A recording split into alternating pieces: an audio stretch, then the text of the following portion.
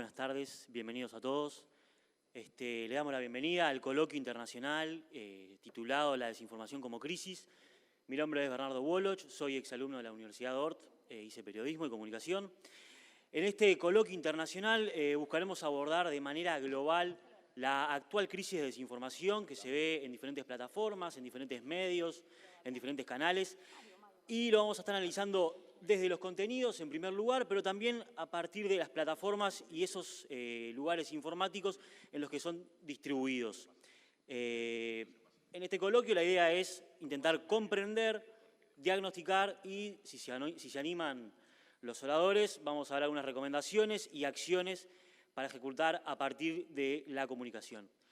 A continuación, el ingeniero Eduardo Hipogroso, el decano de la Facultad de Comunicación y Diseño de la Universidad Ort, va a dar unas palabras de apertura. Yo vuelvo en unos breves minutitos. Bueno, buenas tardes para todos. Bienvenidos a este coloquio internacional de la desinformación como crisis. Antes que nada, los agradecimientos. Fundamentalmente, empiezo por Antel, esta casa que ya más de una vez al año nos da la posibilidad de tener este magnífico escenario y que, por supuesto, acompaña las actividades académicas de la universidad y esta, entonces, no es una excepción. Gracias por ello. El agradecimiento especial, además, a todos los que han participado en esta organización, pero fundamentalmente a aquellos panelistas y más aún a los que han venido del exterior, que luego ya Woloch, el licenciado Woloch, se va a encargar de presentar. En el contexto de este coloquio me gustaría también mencionar que para nosotros es un gusto estar celebrando los 25 años de la Facultad de Comunicación y Diseño. Son 25 años que naturalmente nos han posicionado dentro del contexto de la comunicación y el diseño en nuestro país. Hemos sabido ejercer con liderazgo el rol que nos ha tocado, tanto en la formación de profesionales, que son los que en definitiva hacen que la comunicación en este caso crezca, la comunicación se profesionalice y haya logrado en cierta medida con el impulso de las empresas reconocimientos a nivel internacional. Prueba de ello son agencias de publicidad que hace 25 años atrás, digamos, quizás no ganaban tantos premios como lo ganan ahora, formatos audiovisuales que quizás hoy desde Uruguay se exportan, periodistas que de pronto han logrado una trascendencia importante a nivel internacional y, por supuesto, no nos cabe solo a nosotros, sino también a las demás colegas universidades. Pero estos 25 años también coinciden con quizás la gran importancia que han tomado las comunicaciones, las TIC, las tecnologías de la comunicación.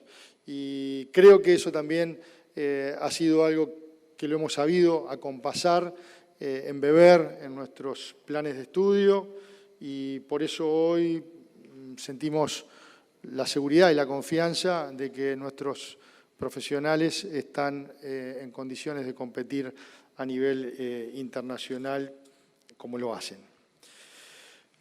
Yendo al coloquio, que es a lo que todos están aquí, creo que estamos en un momento clave como para hablar de estos temas. De un tiempo a esta parte nos hemos acostumbrado a escuchar sobre desinformación.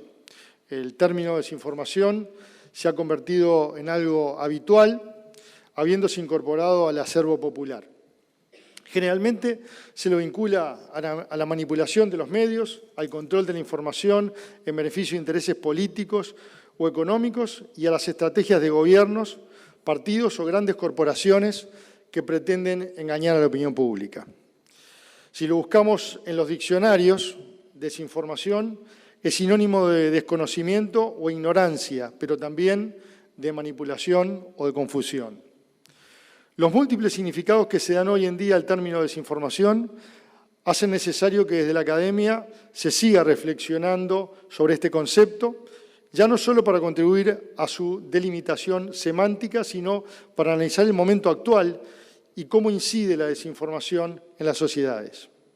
La desinformación presenta unas características propias que pueden rastrearse en los orígenes mismos del concepto a inicios del siglo XX y que pueden servir como guía para delimitar correctamente la naturaleza de este fenómeno, tanto si se aplica en su ámbito original de los conflictos, la política o las relaciones internacionales, como si se quiere traspasar a otros campos. En cualquier caso, cuando hoy hablamos de desinformación, la relacionamos con cualquier forma de mentira, sea intencionada o no, a través de cualquier medio y en cualquier ámbito, sea político, económico e incluso en las propias relaciones interpersonales. Este coloquio propone analizar la desinformación desde varias miradas, teniendo como eje principal la desinformación como crisis comunicacional y todo lo que ésta derrama sobre las sociedades, y como contexto fundamental el de las plataformas digitales, en tanto contribuyen a la amplificación exponencial del flujo de la información, siendo parte de los problemas y también de las soluciones de la comunicación, y en un marco donde está atacado el blindaje a la privacidad de los datos. Así que, sin más, queda abierto el coloquio, espero que disfruten y gracias a todos por venir. Bueno, en primer lugar, muchas gracias al decano Hipogrosso por esas palabras. Les recordamos que la dinámica van a ser 3 paneles de expertos que van a subir acá, van a debatir sobre los temas que fueron propuestos y que ustedes seguramente los hayan visto. Y al final va a haber un cuarto panel que va a recoger lo que fuimos hablando a lo largo de toda la dinámica. Es decir, son 3, pero son 4. 3 y uno recoge todo. Queremos avisarles y decirles que este es un evento organizado por la Universidad de Uruguay y para eso contamos con el apoyo de Antel, de UNESCO, de Friedrich Ebert Stiftung, Facultad de Comunicación Pontificia Universidad Católica de Chile, Observacom y también a Estudio Electoral Minini Nicola, La Jacintas, Estudio Elemento, por la puesta en escena, la escenografía que contamos con el escenario. Así que muchas gracias para ellos, también un aplauso. Los invitamos a todos a que se sumen a la conversación con el hashtag #coloquio desinformación, desde Twitter, desde Instagram, desde las plataformas que más les gusta a ustedes, para interactuar. Y les aviso también a los oradores que están acá atrás mío que no se pongan nerviosos, pero la ponencia va a ser transmitida vía streaming por Vera TV. Así que ahora sí vamos a dar lugar al primer coloquio que se llama Dimensiones de la crisis de la desinformación. Algunos de ellos, que voy a mencionar ahora, integraron mi tribunal de tesis. Ahora los menciono y los presento desde otro lugar. El primero de ellos es Mario Riorda, director de la Maestría de Comunicación Política en la Universidad Austral de Argentina. Laura Sommer, directora ejecutiva y periodística de Reverso, además de Chequeado, la primera iniciativa de fact-checking de América Latina. Claudio Invernici, publicista y presidente de la agencia Abbas Guriza.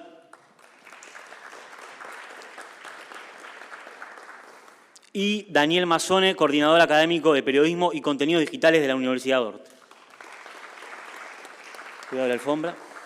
Bienvenidos a todos, mucha suerte y le damos la palabra a Gonzalo Sobral, que va a actuar como moderador. Gracias. Gracias, Bernardo. Yo voy a servirme agua y mientras tanto les voy contando cuál es la dinámica. Cada uno de los exponentes tiene 5 minutos iniciales para poder contar cuál es su posición respecto a la temática planteada y a partir de eso entramos en un juego de ida y vuelta de preguntas y respuestas por unos 40 minutos más. Le voy a pedir que sean estrictos con sus 5 minutos iniciales y sobre todo que las respuestas no sean largas, así lo vamos haciendo bastante más dinámico. Mario Riorda, comienza.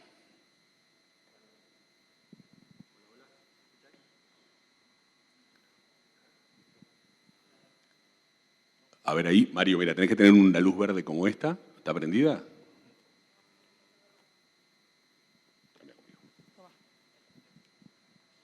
Bueno, buenas tardes. Me ahorro el protocolo, así no pierdo tiempo, si no después me retan. El planteo y la existencia de la palabra crisis ya en este panel es una toma de posición que no voy a adherir totalmente, además arranco haciendo ruido para que después me peleen los que siguen. Ni siquiera voy a contar todo al principio porque es una comida de varios pasos, según nos han dicho, ¿no? Pero, sin embargo, partiría de dos cosas que me parecen sumamente significativas. Y la primera es que hace 80 años, especialmente en universidades norteamericanas, se empezó a estudiar con mucho miedo al auge de los totalitarismos europeos, a la propaganda como fenómeno, lo que hoy sería la comunicación política, que es donde voy a centrarme.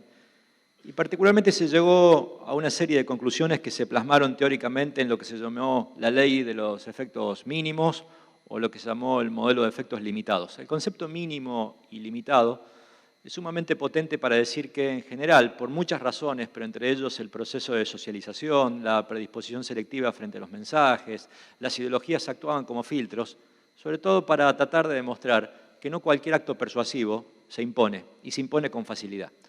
¿Por qué traigo esto a colación? Porque hace 80 años que esa tesis inició para los estudios de comunicación de masas, preferentemente la televisión, aunque también se aplicó yo diría, al auge de los distintos sistemas de medios. Ustedes saben que los sistemas de medios generalmente aparecen con una función más bien democratizante, gigante, más o menos horizontal, y al cabo del tiempo uno lleva a la conclusión que son mucho más piramidales de lo que uno imagina, que son ordenadores de los encuadres, pero sin embargo, en términos de efectos, al día de hoy lo que se viene demostrando que los efectos son mucho menos limitados de lo que en general en la discusión pública, especialmente en los lenguajes más coloquiales, se deja entrever. Y hoy estamos en un proceso exactamente equivalente donde pareciera ser que los algoritmos es algo que viene a agarrarnos siempre desprevenidos, a generarnos un implante mental y a hacernos pensar para todos lados, y literalmente a subvertir los resultados libres de las elecciones y a implantar modelos hegemónicos de pensamiento hacia un favor, hacia un lado, y si no es Rusia, será Cambridge Analytica, y si no es Cambridge Analytica, será una granja de trolls de un país vecino. Y lo cierto es que todo eso existe, pero el principal efecto, o el efecto más contundente generalmente, es lo que se denomina la confirmación del sesgo existente, ¿sí? Y esto significa que más allá de la noticiabilidad constante, y luego voy a mostrar algunos resultados que realmente son sorprendentes, y además con una especie hasta de catarsis personal, porque me asusté y salí decididamente hace un año a buscar literatura, modelo 2018 y modelo 2019, los principales journals del mundo. Ustedes saben que la academia llega tarde a analizar y a pensar a los procesos, y la verdad que me dejó muy tranquilo, y mi catarsis hoy la tengo más bien con el mundo de la consultoría o con el mundo del periodismo liviano, que opina también livianamente sobre esto, y la academia deja tranquilidades, ¿sí? Una de las tranquilidades lo dejó el subtítulo de un paper en la principal revista de ciencia política del mundo, American Political Science Review, la número 1, ¿sí? No ni la 2 ni la 3, la 1, cuyo subtítulo de un estudio académico hecho en 49 elecciones en Norteamérica es este, literal, efecto cercano a cero. Y el rango de efecto particularmente de atractivo, de inversión publicitaria, aún con sesgo específico en términos de algoritmos, es menos del 1%, para ser exacto, 0,7%. Por ejemplo, la tasa de interés de las personas sometidas a estímulos políticos en 49 campañas electorales tuvo una tasa de clic, de efectividad del clic, de 1 en 800. Y ustedes miran, bueno, pero es un mundo anglosajón que no tiene nada que ver. Hice un estudio exactamente equivalente a Argentina, la tasa me dio 1 en 797. ¿Qué significa? Que yo debo impactar a 800 personas solo para que uno se sienta atraído. Estos son los efectos cercanos a cero, y de alguna manera ya para cumplir con mi, creo, ya 5 minutos, dejo planteado esta tesis de que hay un mundo exageradamente peligroso, antidemocrático, que creo que en la realidad no es tan así, y que más bien funciona, insisto, como un efecto confirmatorio, que luego intentaré también aportar con muchos más datos. Bueno, se suponía que nos iba a hacer pelear la introducción de Mario, pero no. Yo, como me presentaron, vengo trabajando en el tema chequeo del discurso público y desinformación desde hace algunos años. Empezamos con trabajo contra la desinformación en 2014, cuando no existía tan popular después de Trump el término fake news, que no nos gustan los chequeadores, pero es con el que todo el mundo habla de esto. Y tengo que decir lo mismo que Mario, que no encontré, y eso que los buscamos, ningún paper que pruebe que el impacto de la desinformación es alto, ni en el voto, ni en otros comportamientos humanos. Eso no significa que no sea enorme la desinformación, eso no significa que no sea un problema con muchísimas betas, y quiero compartir con ustedes algunos datos. Volvamos 2 para atrás. Eso que ven ahí, medio cortado, es Reverso, es un proyecto que lanzamos en junio y que va a durar hasta diciembre en el marco del proceso electoral, y que básicamente es un consorcio de 133 medios de la Argentina y las empresas principales de tecnología, que funciona como un compromiso con la desinformación electoral o vinculada al proceso electoral, estamos dispuestos a no jugar. Estamos dispuestos a que ahí no. Es mucho más que eso, pero así se los resumo. ¿A qué nos enfrentamos? 3 datos que quiero compartir con ustedes. Siguiente. En la Argentina, según el último informe de Reuters, 9 de cada 10 personas dicen que se informan en Internet, pero 7 de cada 10 dicen que lo hacen en redes sociales. Este es un dato. ¿Sí? En redes sociales, dicen que lo hacen en redes sociales sin distinguir si lo hacen en redes sociales vía la lectura de una universidad y un medio o vía la lectura de un primo, un tío o un amigo. Siguiente. Según un estudio del MIT que analizó tweets compartidos entre 2006 y 2017, un tweet falso tiene 70% más de chances de ser compartido que un tweet verdadero. A quien le interese ese estudio, hay muchas razones, pero una básica para que se queden en la cabeza es, si ustedes se encuentran con un compañero que no ven hace muchos años y en su día les pasó algo inusual, algo extraordinario, algo asombroso, van a contarle eso y no lo otro. Con las noticias y la desinformación pasa lo mismo. Las noticias se repiten una y otra vez. Los hechos, muchas veces, de la política pública de nuestras vidas son monótonos y repetitivos. La desinformación trabaja con eso que no es repetitivo, que nos sorprende, que nos causa ira, que nos causa tristeza extrema, que nos perturba. Siguiente, por favor. La desinformación circula en comunidades cerradas y pocas veces esas comunidades cerradas dialogan entre sí. En contextos con polarización política, pero además con polarización mediática, eso es especialmente interesante, además de la manera en la que funcionan los algoritmos, de la que ya habló un poco Mario.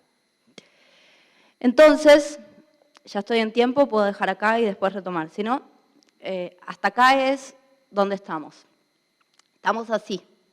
La desinformación es eso que ven ahí, una avalancha, que todo el tiempo está así. Siempre va a ser más rápida, siempre va a ser más voluminosa que aquellos que queramos informar o trabajar en contra de la avalancha. Y frente a la avalancha, la respuesta, en nuestro caso al menos, no es no hago nada. ¿Qué hago? Y algunas líneas. El periodismo colaborativo busca llegar a más gente y llegar a tribus diversas, ¿sí? Por eso tiene alguna razón de ser los consorcios de medios, sobre todo cuando esos consorcios están armados de manera diversa y plural, incluyen a mega multimedios y a medios autogestionados más cercanos y más opositores a los distintos gobiernos. Siguiente.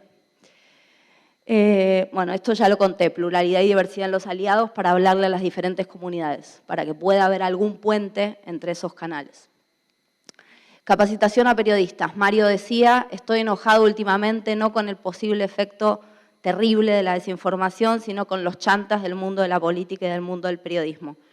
Yo también, pero además de estar enojada, estoy empeñada a que podemos ser mejores. Y entonces creo que uno de los trabajos de a todos los que nos importe trabajar contra la desinformación es insistir en que los periodistas tienen que formarse más en qué es esto de la desinformación y cómo prevenirla. A veces no es ni siquiera mala fe.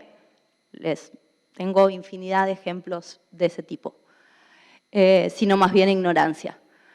La educación en pensamiento crítico y sesgos, y ustedes me van a decir, estoy harta, siempre las soluciones a todos los problemas complejos pasan por la educación y eso tarda y eso no llega, y mientras la avalancha no llegó a puestos, sí, es así. O sea, si alguna vez paramos la avalancha va a ser más por educación crítica que porque generemos un proyecto colaborativo de periodistas. Entonces, trabajar eso, especial en nuevas generaciones, pero también en otras comunidades como adultos mayores que tienen mucho tiempo, conocen poco del funcionamiento de las redes y suelen ser heavy users o compartidores asiduos de desinformación, es importante. Siguiente, por favor. Experimentar con nuevos formatos. Yo suelo repetir una frase de una colega de un medio que si no conocen les recomiendo, que se llama maldita.es, que trabaja contra la desinformación en España, se llama Clara Jiménez, y ella dice, sin ningún prurito, tenemos que usar las herramientas de los malos. ¿Y esto para qué lo dice? Bueno, si uno analiza los formatos de la desinformación, en general la desinformación usa fotos, usa videos y usa algunas características que nos hacen algo en la panza, ¿sí? Nos generan alguna cuestión que la información dura, las estadísticas, los datos, la evidencia no nos generan. Tenemos dos opciones, o insistimos en que el periodismo serio es solemne y aburrido y perdemos antes de empezar, o de veras pensamos que lo estamos haciendo mal o es insuficiente lo que hacíamos antes para lograr el objetivo, que es llegar a gente con información. Necesitamos seguro explorar y experimentar en cómo usar otros formatos y otras herramientas para llegar a la gente. Y el último, que es clave, es que necesitamos hacer investigación y mediciones y ver qué funciona y qué no. Y la mala noticia es que casi todas las investigaciones que existen, como en otros rubros, pero en este también, sobre desinformación están hechas en Estados Unidos, unas pocas en Europa y muy pocas en América Latina, y necesitamos poder saber más de cómo funciona este fenómeno a nivel regional. Gracias.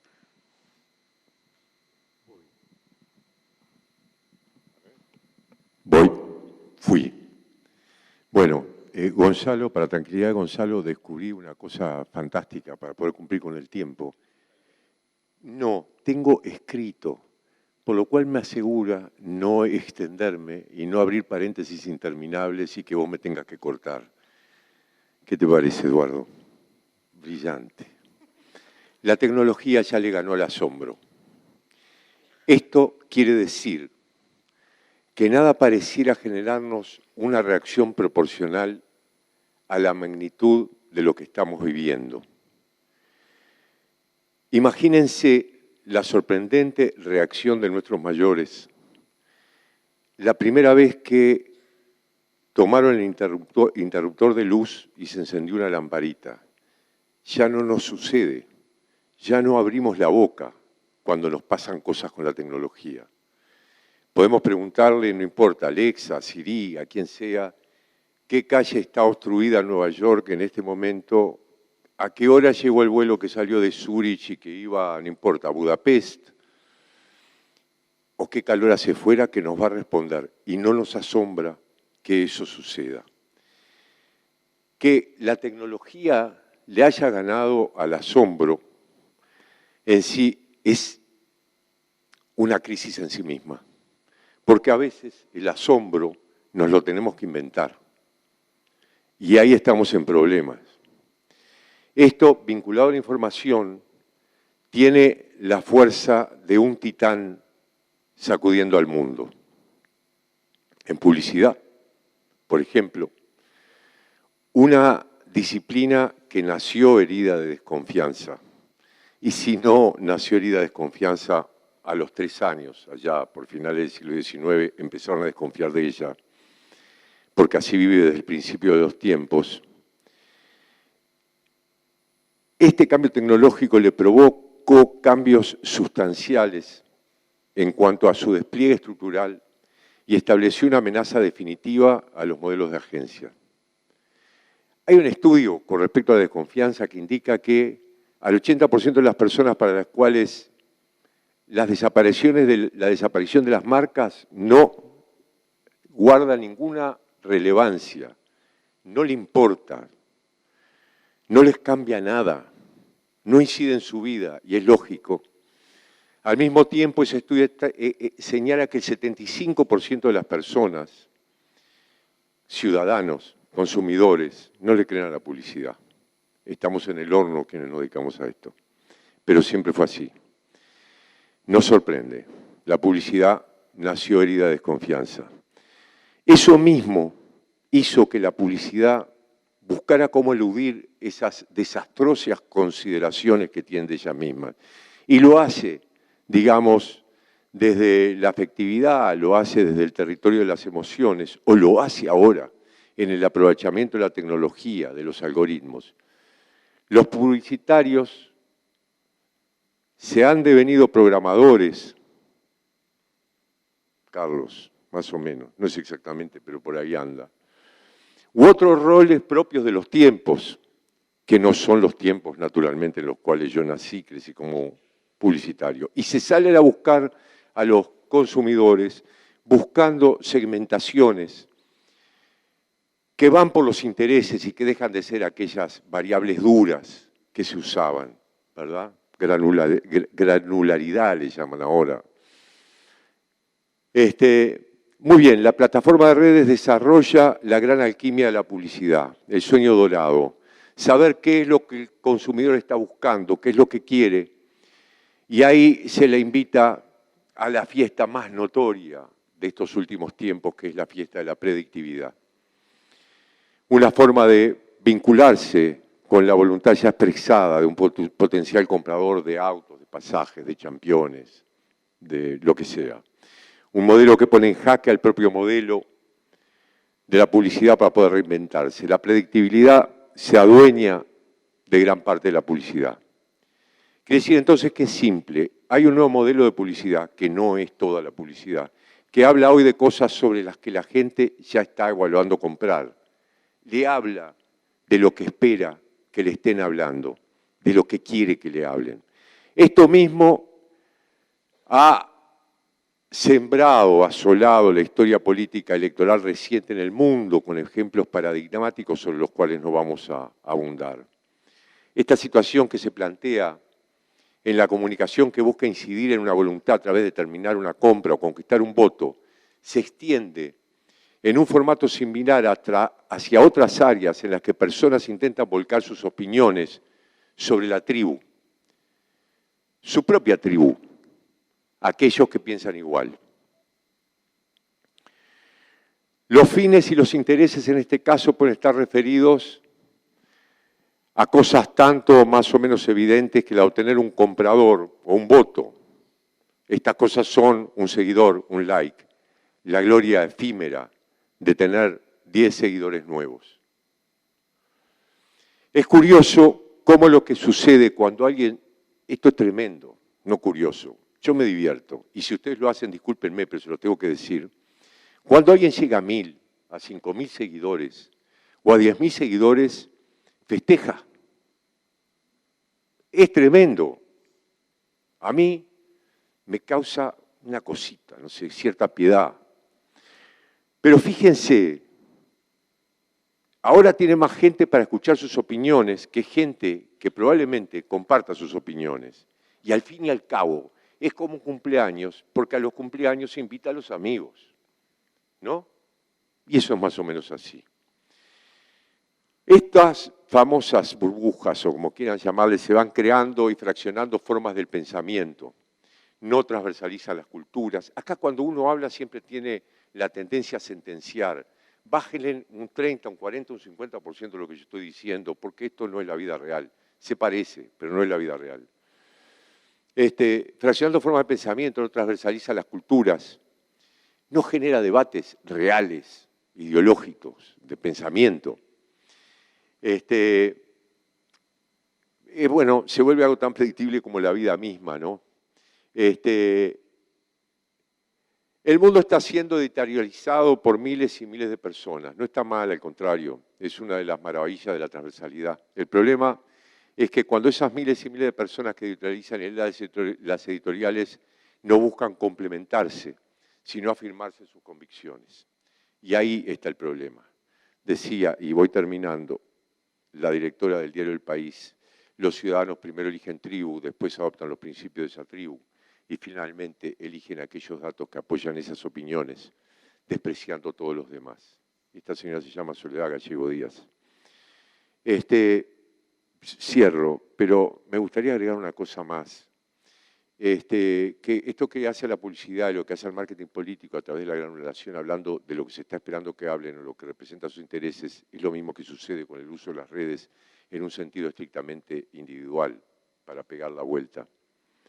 Y como no me da el tiempo, porque ya sé que me pasé, y no voy a poder incluir lo que más me gusta de todo esto, que es de lo que vos estabas hablando, la imaginación es la gran provocadora de la mentira. Es decir, si no tuviéramos la imaginación, no podríamos ser mentirosos. ¿No? Esto desde el principio de la humanidad, cuando los neandertales se transformaron en sapiens, o ahí se mezclaron, no se sabe muy bien qué es. Creo que una de las grandes cosas fue que el sapien pudo decir, hoy me peleé con 5 leones, maté a 4 y el tercero me quiso agarrar de atrás y lo maté, y en realidad había visto uno y había salido corriendo. La imaginación provoca esas cosas, ¿no? Y yo le quiero decir además, entre otras cosas, pues es una frase que me gusta, que la mentira es un estornudo de la imaginación, la industrialización de la mentira, un virus creado en laboratorio. Gracias.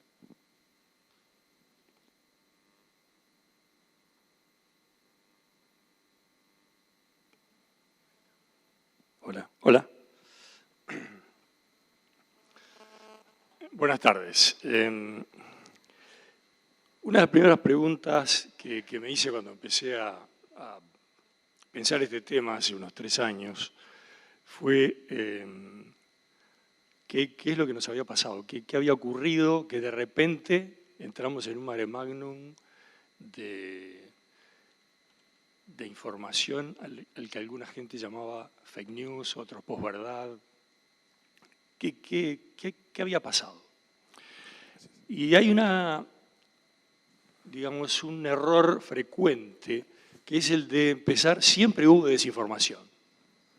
Bueno, yo creo que lo primero que hay que tratar de desembarazar acá y de desbrozar es ante qué tipo de desinformación estamos hoy.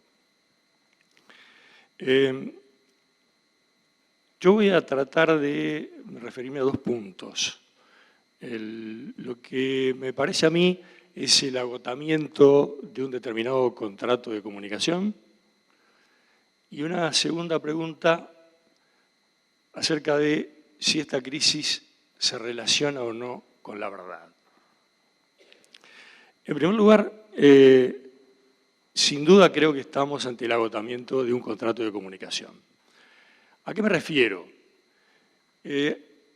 Digamos que durante unos 200 años, algo más quizá, está funcionando o estamos funcionando con un contrato de comunicación que nace aproximadamente en el siglo XVIII. Si yo tuviera un PPT acá, que no lo tengo, pondría cuatro íconos, uno de los cuales simbolizaría la ciudad que nace, la ciudad moderna, la ciudad contemporánea, nace en el siglo XVIII. Otro ícono pondría a la industria, o sea, la industrialización nace también en el siglo XVIII. Otro ícono pondría el espíritu de las leyes, el clásico del Barón de Montesquieu, que es, digamos, la campanada anunciante de la democracia. Y el otro ícono pondría al Times de Londres, que es, según creo, el diario más antiguo vivo actualmente. Creo que no es muy frecuente que unamos estas 4 cosas. Estas 4 cosas están naciendo al unísono. Y en ese momento están haciendo el contrato de comunicación que nos ha acompañado durante estos siglos. Ese contrato, el primero que lo suscribe desde el punto de vista de la comunicación es el periodismo, pero después le sigue la publicidad, y después le sigue la radio, y la televisión, y el cine. O sea, digamos, la comunicación en su conjunto firmó este contrato de comunicación. ¿Qué decía ese contrato de comunicación tácito, que no está escrito en ninguna parte, pero es el que las dos partes, la comunicación y la sociedad, optaron por seguir? Ese contrato decía: cada cosa que se publique, que emita cada uno de nosotros, va a tener una marca atrás, va a tener un responsable atrás, va a tener alguien que se va a hacer cargo de lo que ha dicho, o de lo que no ha dicho, o de lo que ha evitado decir. Ese contrato es clave, porque es el contrato que rige a la sociedad abierta, a la sociedad democrática, a la sociedad occidental. Bueno, cada uno de estos íconos, imaginarios que estarían en ese PPT que no está, ha cambiado radicalmente desde el siglo XVIII a la fecha. Y esto está indicando también que ese contrato de comunicación se ha agotado, y se ha agotado básicamente en esta crisis que se originó en los primeros años 2000 y que madura alrededor de 2015 para estallar en 2016. En 2016 es cuando se empiezan a usar abundantemente los conceptos de fake news y posverdad. Por eso, esa fue una de las primeras cosas que me pareció que no correspondía, y lo dije en artículos escritos ya a principios de 2017. No debemos jamás hablar de fake news. Hay que eliminar ese vocablo, ese concepto. El periodismo cometió un grave error en aceptar su uso generalizado. El periodismo ha incurrido también en el error de poner el concepto de fake news en sus títulos. Una noticia jamás puede ser falsa, jamás, jamás. El periodismo puede cometer errores, puede hacer afirmaciones interesadas, puede, digamos, inclusive incurrir en la mentira y paga el costo por eso. O sea que jamás puede emitir una noticia falsa, porque una noticia involucra una cadena decisoria que sería muy ilusorio pensar que puede ser algo frecuente. O sea que este es para mí el fondo del asunto. ¿Me queda algo más? Uno. Dije que iba a tratar de responder la pregunta de si esto se relaciona con la verdad. Y sí se relaciona con la verdad. Pero no del modo en que los que dicen, o los que usan, o los que utilizan a menudo el vocablo posverdad creen. Se vincula con la verdad porque algo que caracteriza a la sociedad occidental, a esta sociedad abierta que se ha regido por este contrato de comunicación que les relataba recién, es que no hay verdades incontrovertibles, salvo las verdades absolutas a las que todos estamos habituados, como que robar y matar está mal, por ejemplo, esas verdades que nos guían como principios, verdades morales. Pero las verdades que vamos construyendo cotidianamente son todas controvertibles. Un juez emite un fallo y ese fallo se puede cuestionar, y se puede cuestionar en tantas instancias como el sistema admita. Y ni que hablar de la verdad periodística, algo que fue verdad durante un tiempo, prolongado inclusive, puede dejar de ser verdad ante una nueva investigación. Bueno, eso es algo que caracteriza a la sociedad abierta. La sociedad abierta, la sociedad occidental y democrática, tiene una forma de elaborar la verdad que es participativa, ampliamente participativa. En esa elaboración participan tantos como quieran y va a tener la calidad que la calidad de los participantes amerite. Esta es una característica típica y clásica de Occidente, que no es universal, pero sí es único, y no es una característica de la sociedad cerrada donde la verdad baja desde el poder y donde las verdades no son controvertibles. O sea que esto hace que esta crisis de dimensiones todavía incalculables, todavía desconocidas, todavía inmedibles, sea exclusivamente una crisis occidental. Gracias.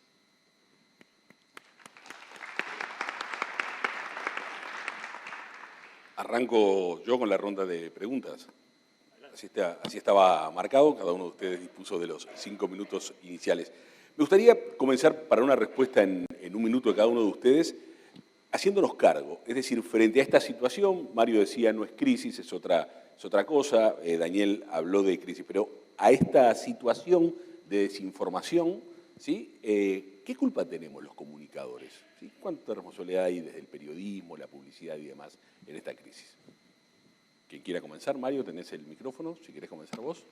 Mucha, pero no excluyente. Muchísima culpa, pero no excluyente. Creo que el comunicador, gran parte de su trabajo es algo así como surfear sobre olas, pero nunca bucear. Y me parece que hay una tarea aquí que tiene que ver con lo que hacen las organizaciones de chequeo, con lo que se autoimpone uno como norma de una especie de zapping noticioso, o la búsqueda casi hasta ética de la verdad en función de lo que decía Daniel. Voy a contar un ejemplo que hicimos con Laura de casualidad. Laura preside la organización chequeado.com. Chequeado, yo el .com me encanta decirlo, que está lindo. Analizaron, yo me prendí simplemente una editorial que escribimos juntos, pero me llevé el crédito, 1.117 noticias de políticos en Argentina a lo largo de 7 años, que fue el último gobierno de Cristina Fernández de Kirchner y los 3 primeros años del gobierno de Mauricio Macri, con total pluralidad, incluso sacando las noticias electorales, por lo tanto el número que voy a decir es bastante más grave si incorporásemos lo electoral.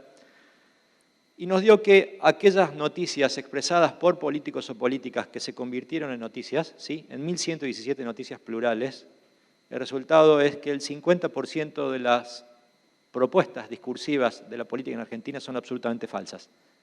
No tienen ningún criterio de veracidad, ninguno. 50% de las noticias que leemos todos los días publicadas a través de los medios. Por lo tanto, digo, incluso el medio tiene ahí ya una culpa inicial de publicar sin chequear. Esto no es nuevo, 7 años hacia atrás. Es más, me animo a decir mucho antes, literatura de la década del 80, de estudios sobre efectividad de la comunicación política para que sea persuasiva no necesita de verdad, solo con lo verosímil alcanza. Aquello que parece verdad también es efectivo. Esto no existía en las redes sociales en este momento, ¿sí? Y por lo tanto que el 50% de la discursividad política chequeada sea falsa es una alarma. El otro 25% es verdadero pero. ¿Usted aumentó la partida de educación? Sí, la aumenté. ¿Y le descontó la inflación? No, descuéntesela. Ah, entonces la bajé. Es verdad, pero, ¿sí? Y solamente es 1 de cada 4 discursos es verdadero, es decir, aquello que es empíricamente verificable. Entonces, la pregunta es si 1 de cada 4 discursos políticos de todo el arco político miente. No hay un problema que simplemente tenga que ver con las redes. Sí hay un problema seguramente, al menos como intermediarios, como esa pretendida intermediación constante desde el punto de vista de los comunicadores se autoerigen como tales, ¿sí?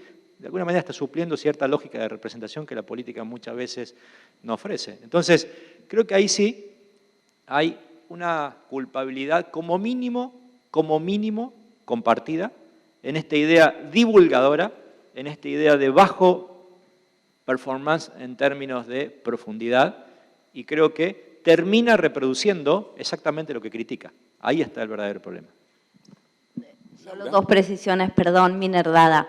Es todavía más grave en algún sentido de lo que Mario plantea, porque aquellos que hacemos verificación del discurso solo tratamos afirmaciones que sean factuales y que puedan ser falseables. O sea, puede ser que estos candidatos, en muchísimos otros casos, estuvieran diciendo cuestiones imposibles de ser chequeadas que también fueran mentira o alejadas de lo verdadero.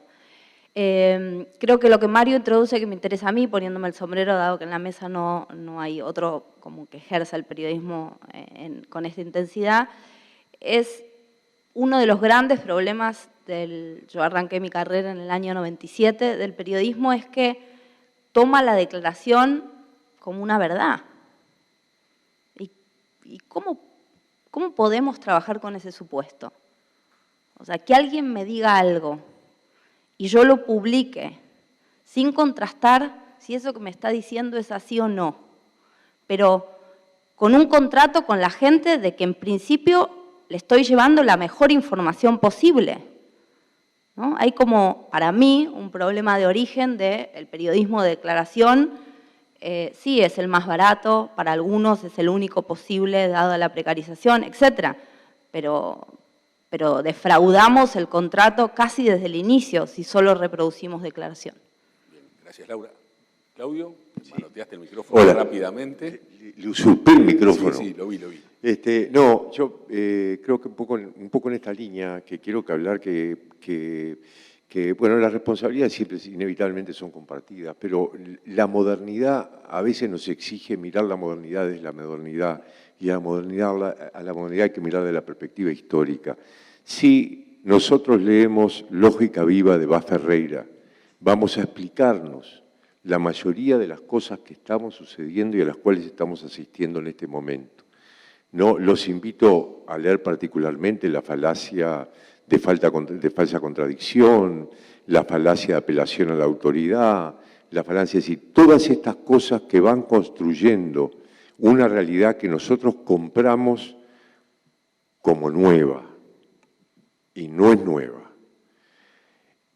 Toda esta situación que vive la prensa, en términos generales, o la situación que se vive en el discurso político, no guarda ni reviste ninguna novedad. Será el apresuramiento, será la falta de presupuesto para pagar procesos de investigación, será lo que será, pero históricamente es así. Está claro que hoy todo se ha amplificado, está claro que hoy esto se ha multiplicado por miles, y cuando hablábamos de la editorialización que sucede en las redes de miles, de decenas de miles, de cientos de miles de personas, hablamos de eso, pero yo quiero, por último, agregar un dato más. Hoy no existe radio, para citar un medio que no tiene que ver, que no editorialice en forma permanente a partir de sus comunicadores. Y en esa medida de la editorialización que se genera, también se van confundiendo y desdibujando los datos que tienen que ver con la información pura y dura. ¿Tenés otra pregunta o seguimos hablando? No, seguimos. Quiero todos en la respuesta a esa pregunta.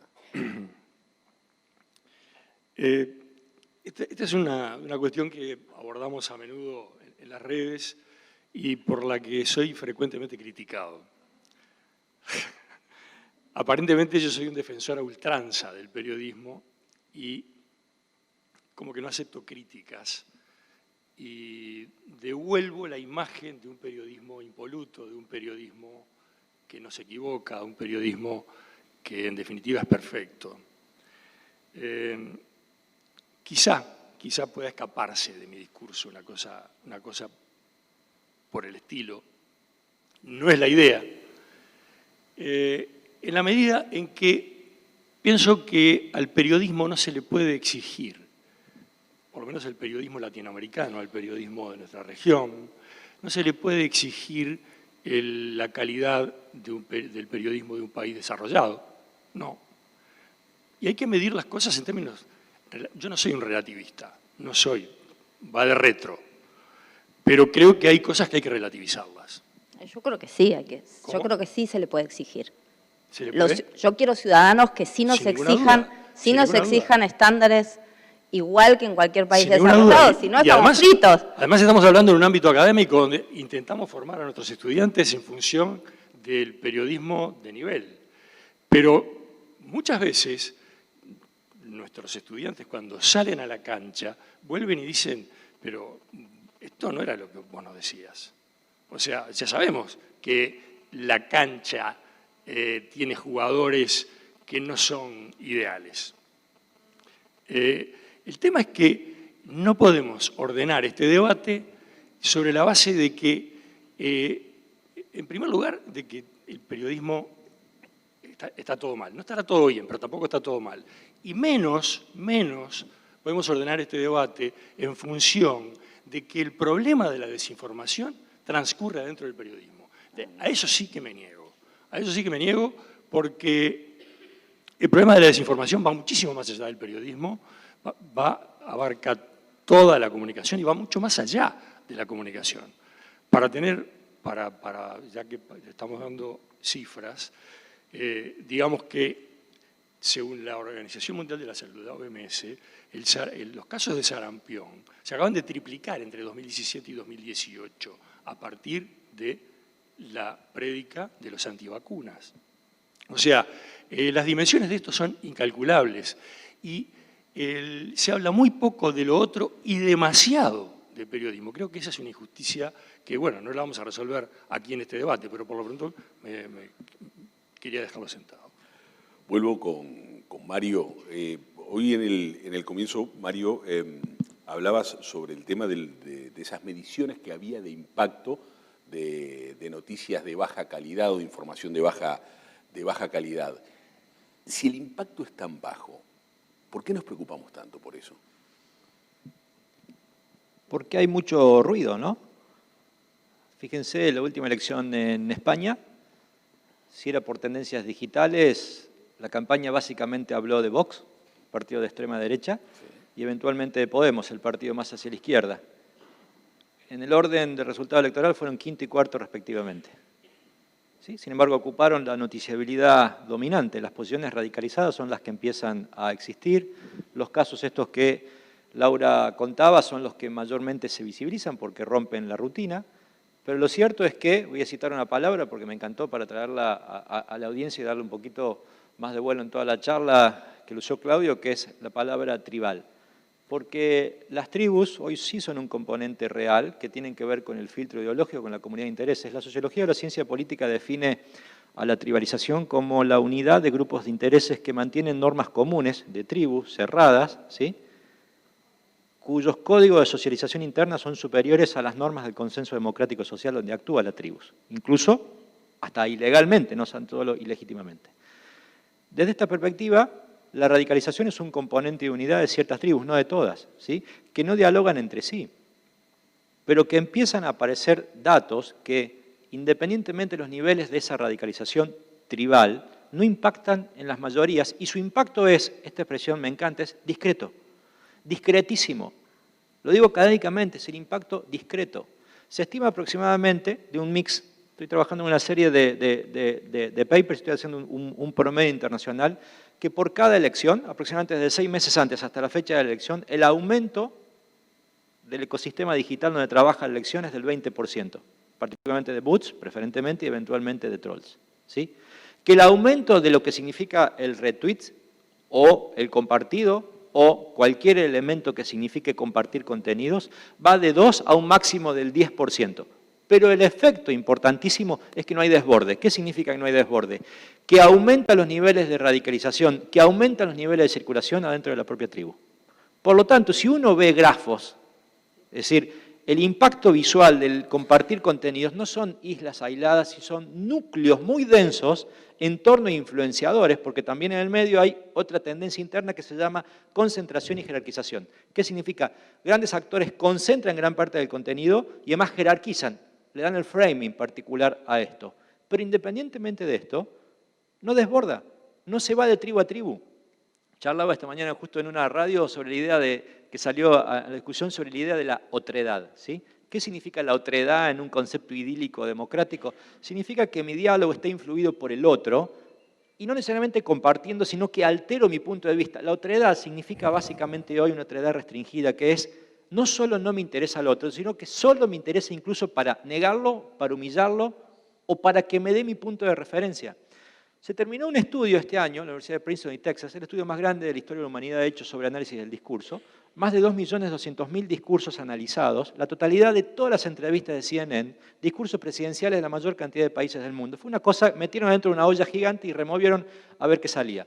La evolución discursiva a lo largo del tiempo, más o menos 80 años analizados, fue que el discurso es mucho más simple. Yo digo, wow, pero semejante estudio para llegar a esa conclusión. Sí, pero es fabuloso. ¿Saben qué? Hay una merma de ideas y argumentos y hay un peso de hechos, lo factual, y personas, ¿sí?, sin relación contextual, por tanto aparecen y desaparecen, pero el elemento derivado de esto es fabuloso. La gente no necesariamente construye su identidad, sino manifiesta, y en las redes se manifiesta como el elemento principal e inspirador de las tribus, la contraidentidad. ¿Qué significa? No me queda claro que soy, pero sí me queda claro que no soy vos. Entonces, así se gestan también las campañas electorales de la pura negatividad. Los estudios del Andrews School of Communication, que es la meca de estudios de la Universidad de Pensilvania, determinan en las últimas 6 campañas electorales en Norteamérica que del 81 al 91% de los mensajes esgrimidos por el Partido Demócrata y Republicano, respectivamente, son de corte negativo. 91 de cada 100 discursos tienen negatividad pura. No es distinto a lo que pasa en nuestra región. Entonces, cuando uno se pone a ver todo esto, simplemente lo que hay es una especie de mayor visibilidad, de mayor radicalización y profundización de hechos que existían independientemente de las redes sociales. Independientemente de las redes sociales. Ahora, su efecto nuevamente es discreto, discretísimo. Simplemente radicaliza las posturas, las visibiliza más, pero no produce comportamientos tan distintos a lo que existía antes de la época de redes. Laura, Pero no es el caso del vote leave en el Brexit, por ejemplo. Bueno, yo tengo estudio del Brexit acá. Bárbaro. Porque, digo, el estudio del Brexit es fabuloso. De David Cummings, de Dominic Cummings, no es un tipo poco influyente. Te voy a dar un dato. Digo, vamos a hablar del Brexit específicamente. Digo, la verdad que es el primer número que me interesó. El estudio de Basto y Mercea fue el primer estudio potente hecho sobre Big Data en el caso del Brexit, ¿sí? El 32% del tráfico de redes estuvo hecho sobre cuentas fakes. ¿Sí? 32%, es decir, una inflación de cuentas fakes. En el caso de Argentina, que habrán escuchado ustedes, el caso más potente de los últimos años, que fue el de Santiago Maldonado, el ecosistema oficialista, es decir, el 50% del oficialismo en Argentina se manejó por 10 cuentas principales que ordenaron el discurso. 8 de ellas eran fakes. ¿Sí? Uno dice, bueno, acá hay una desvirtuación total. ¿Sí? Lo cierto es que las posturas de los temas antes de que arranquen estas cuentas a actuar y después no cambió. Lo que hubo fue básicamente una radicalización del discurso existente sobre posturas preferentemente dogmáticas. ¿Sí? El dato incluso más grave que uno podría decir, bueno, pero esto es un escándalo. Fíjense qué número, ¿no? De 800.000 cuentas que actuaron en el Brexit, solamente el 4% fueron determinadas como cuentas británicas. Es decir, el 96% de las cuentas o eran extranjeras o no tenían procedencia. Sin embargo, nuevamente no hubo modificación de los puntos de vista, sí hubo ratificación. Pew Research Center de Norteamérica hizo un estudio que yo lo repliqué en Argentina, que es que el 62 y 63% respectivamente de la gente siente dudas al leer contenidos en las redes sociales. Pero, si está cerca de mi punto de vista, si comparte mi creencia previa, igual lo comparto. Entonces la pregunta es, hay una ficción que nos parece gigante y determinante, pero en realidad la postura está de antes. La postura es previa. Las redes simplemente exasperan, amplifican, visibilizan, pero no terminan produciendo modificaciones intensas. ¿A dónde sí hay modificaciones? Y creo que hay dos. Uno en el caso de Brexit, que es fabuloso. Es lo que llama la aceleración de las cascadas. ¿Qué es una cascada? Es el efecto multiplicador, en donde aproximadamente cada vez que intervienen bots, a nivel promedio, imagínense que esto en un año sí puede ser importante, la cascada de usuarios activos humanos lleva a un máximo de 160 acciones cotidianas respecto a un tema. Un boot llega a 640, ¿qué significa? Que aproximadamente 1,5 horas antes de cualquier tendencia los bots ya te la instalaron. Antes que se geste humanamente, te la instalaron artificialmente. Ahora, no significa que porque existe una tendencia, todo el mundo salga a correr a favor del encuadre de la propia tendencia. ¿No? Simplemente visibiliza un tema sobre el cual ya la gente tiene postura tomada. Y el otro elemento sí que me parece preocupante, quizás es el gran dato, que para mí, quizás porque tengo un sesgo politológico, es lo que llamo en el marco de la fractura, del tribalismo, de las radicalizaciones, es la imposibilidad del diálogo, de los consensos y de los acuerdos, porque son se gestan posturas tan radicalizadas que ya no hay más diálogo. Cuando hablaba de la otredad, significa esto, la ausencia de la otredad implica básicamente la ausencia de diálogo. La ausencia de otredad significa de alguna manera la negación del espíritu democrático. Entonces, ahí sí creo que hay un problema, que es posturas que existen y no cambian tanto, si es que cambian, cambian en intensidad, cambian en tono, pero no se corren, a lo sumo se potencian, ¿no? Se recargan. Entonces, hay una afectación democrática por la ausencia de posturas más bien dialogales, no digo centrista porque tendría una connotación ideológica, sino de posturas de razonabilidad, de acuerdos. Ahí sí creo que sí hay un efecto. En el resto, más bien se reproducen creencias previas y los cambios son discretos. Bien, voy con Laura, que tiene que ver con lo que Mario venía hablando hoy, sobre todo en el principio. A partir del trabajo de chequeado, ¿qué conclusiones vas sacando? Porque hay una conclusión que tiene que ver con la circulación de determinada información y que uno dice, esto es verdad, es mentira o está en algún punto intermedio, es verdad, pero, ¿no? Ahora, ¿qué conclusión sacás sobre el tema de la circulación, más allá de la mirada sobre la noticia específica? Creo que varias cosas de las que se dijeron se confirman con los datos de estos 10 años de trabajo de chequeado. ¿Cómo se usan los chequeos? Obviamente, hay muy pocos casos de personas afines a un candidato con un chequeo falso que utilizan ese chequeo falso para decir, me equivoqué, la persona a la que admiro o sigo metió la pata. Los hay cada vez más, pero siguen siendo un número ínfimo. ¿Para qué se usan? Cada uno para llegar agua para su molino. Los verdaderos del líder que me gusta los comparto porque entonces refuerzo cuán bueno es. Los falsos del que no me gusta los comparto para marcar qué diablo es. Entonces, en ese sentido hay un uso que nosotros seríamos ingenuos, cuando digo nosotros no hablo solo de chequeados, sino de los chequeadores del mundo, si les dijéramos a ustedes que no sabemos que funciona así. Digo, sabemos que funciona así, la esperanza es que marcar la lejanía de lo factual que circula respecto de los mejores datos disponibles pueda generar incentivos a que no sea tanto negocio decir cualquier cosa. Cuando uno me pregunta a mí, ¿para qué existe chequeado si tenés este diagnóstico? Para subir el costo de la mentira, para que salga más caro, no para otra cosa. ¿Y lo ves eso? Bueno, comprobar? Me encantaría tener análisis de impacto más sólidos de los que tengo. Nosotros iniciamos una investigación ahora de 2 años junto con una organización inglesa que se llama Full Fact y una de Sudáfrica que se llama Africa Check, que va a incluir el trabajo en Argentina, así que dentro de 2 años espero tener más resultados. Por ahora los ejemplos que tengo son casuística, interesante, fuerte, pero casuística al fin. Doy 2 o 3. Chequeado desde el año 2013, o sea, desde la presidencia de Cristina Kirchner y después durante las de Macri, hace todos los 1 de marzo un chequeo en vivo del discurso de apertura de sesiones del Congreso. ¿Sí? Entonces junta académicos de distintas universidades y distintas corrientes más y menos cercanas al gobierno de turno, los hace trabajar junto con periodistas y con estudiantes de ciencia política, economía, comunicación, etcétera, y durante 24 horas se chequea lo que dijo el presidente. Ese es el único discurso que en la Argentina ordena la Constitución a un presidente. Entonces, por esa relevancia institucional lo chequeamos.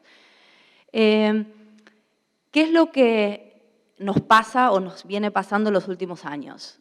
Bueno, que Presidencia sabe que eso va a estar pasando y, igual que hacíamos en el gobierno anterior, nosotros le avisamos a su equipo, dado que vamos a estar chequeando en vivo y ustedes van a estar ocupados, si tienen los datos que van a utilizar, por favor háganoslo llegar. Y eso que al principio podía parecer un sueño de un periodista trasnochado, hace algunos años nos pasa. Presidencia nos entrega una lista de afirmaciones factuales del discurso, junto con una lista de links de la fuente junto con el nombre de un funcionario responsable de ese dato. Y eso es un avance en términos de rendición de cuentas del discurso. ¿Es relevante al universo total del debate en Argentina? No, es una gota, pero es una gota que existe. El último mes, uno de los jefes bueno, hay dos ejemplos, uno de Juan Grabois y uno de Pinedo, o sea, uno de Frente de Todos y otro de Juntos por el Cambio, los dos principales partidos de la Argentina, en Twitter reconocieron haber compartido información falsa y la desmintieron. O sea, la habían compartido y en vez de simplemente borrarla o hacerse los distraídos, entienden que hay algún incentivo que antes no estaba, de que no queda bien quedar del lado de los que desinforman. Esos son modestos, si querés, aportes, creo, del trabajo que venimos haciendo. Perfecto. Ya estoy... Sí. De los que desinforman. O sea, en alguna época, ser el que desinforma era ser el piola, ¿no? En la política, el que la lleva más allá es el que gana. Eso empezó de a poco, creo, a no ser tan bien visto. Eso tiene que ver con subir el costo de la mentira, creo. Bien. Ya estamos en tiempo, te pido en un minuto, Claudio, porque Sos tú haces malo, una pregunta para un minuto de respuesta de sos Daniel. malo, me porté bárbaro contigo. Soy malo, 25 pero minutos, bueno. solo me lo decís Me a tocó, mí. me tocó este papel. No, yo simplemente quiero decir a partir de lo que tú estabas diciendo y bueno, todo este tema, proceso que se está dando aquí en Uruguay, que yo creo que en realidad lo que hay un rol en la prensa distinto al rol que existía. Es decir, si bien la prensa tiene que informar, si bien la prensa, digamos, bueno, en fin, va generando todas las cosas que históricamente ha ido generando y lo seguirá haciendo, hay algo que incluso puede ayudar a superar crisis de tipo financiero, crisis que hacen al sustento de los propios medios, sí, crisis que se están viviendo, digamos, por el imperio de la transformación tecnológica, más allá de las cuestiones, bueno, cuestiones estructurales, que es la de transformarse, la oportunidad consiste en transformarse en los grandes ordenadores del caos. Y esto tiene que ver con la defensa que vos hacías, de alguna manera, no usaste la palabra ingenua, pero creo que ingenuamente, pero parece que pasaba por ese lado, ¿no? De transformarse en ordenadores del caos, termino, y eso tiene que ver un poco con lo que vos decías, porque eso es ordenar el caos. Chequear es ordenar el caos, y chequear en manos del periodismo también es volver a generar relevancia sobre la actividad periodística, nada más. Gracias, gracias, Claudio. Daniel, última pregunta, y tiene que ver con lo que Claudio decía recién. ¿Es una de las funciones del periodismo o es una de las posibilidades que tiene ganar relevancia ordenar el caos hoy en día? Si no lo es, debiera serlo. Bien. Sí, yo creo que el periodismo está llamado a jugar un gran papel, el de siempre. O sea, el periodismo tiene un papel central. Hay muchos que creen que eluden al periodismo porque se comunican directamente con sus adherentes, su tribu, a través de las redes. Pero el periodista es el que está legitimado para relevar ese discurso. O sea que ese papel, inevitablemente el periodismo lo va a seguir jugando. Pero creo que hay una cosa más de fondo acá, que es que si es verdad que hay un contrato de comunicación que se está agotando o que se agotó, bueno, creo que la sociedad abierta, la sociedad democrática, tiene que ir en pos de un nuevo contrato de comunicación. Esto es lo que me parece que tiene que entender, en primer lugar, la política, que es en definitiva quien va a diseñar legislativamente el futuro de la sociedad, y a donde la comunicación tiene un papel a jugar en el sentido de aportar elementos que permitan la configuración de lo posible en ese nuevo contrato que tiene que ser, digamos, lo que rija, que ordene el caos actual y que rija el futuro de la comunicacional de la sociedad. Laura, Mario, Claudio, Daniel, muchas gracias. Pido un fuerte aplauso para ellos.